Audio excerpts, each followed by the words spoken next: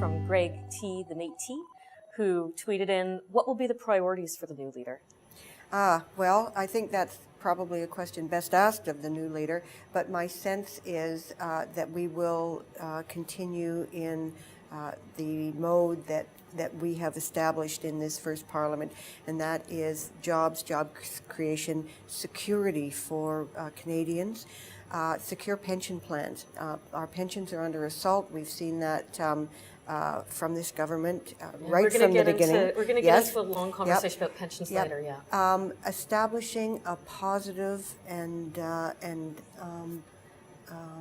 I guess egalitarian relationship with our First Nations. We have, as a nation, not done our moral duty, our best by First Nations. We've taken them for granted. We've undermined their culture. And quite frankly, some of the abuses are terrifying in their nature. So we have to recognize self-government, treaty rights, and make it possible for that leadership, that genuine and very strong leadership within First Nations communities to come forward by ensuring that there's access to education, decent and affordable housing, opportunity, and that they have access to the land and the resources that are rightfully theirs. And if you think about Attawapiskat, it's just one example, right. And you compare it to what happened on the other side of James Bay in Quebec.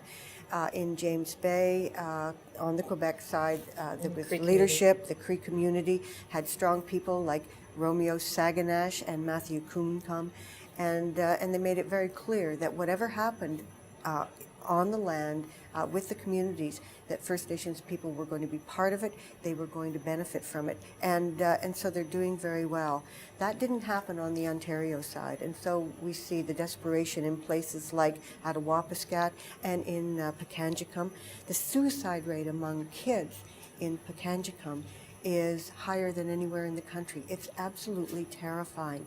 Kids between the ages of 10 and 18 taking their lives because they're in despair, they have no access to opportunity, and the only recourse seems to be substance abuse.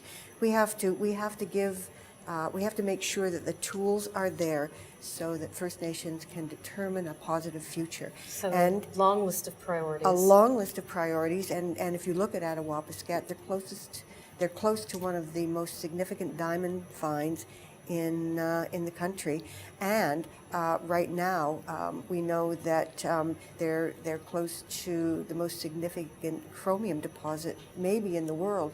It makes Voisey's Bay look small and insignificant. It's called the Ring of Fire, and it's on First Nations territorial land. They have to be part of the jobs, the development, the wealth that will be generated, and the opportunity, and that's a priority.